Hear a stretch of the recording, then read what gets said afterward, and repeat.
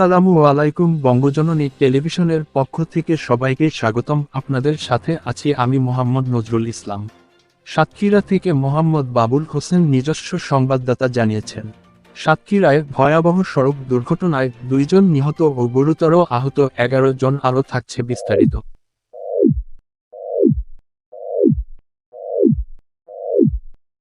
আমার মার নসিবে কখন কেউ তো জানে না, আমার মার নসিবে কখন কেউ তো জানে না।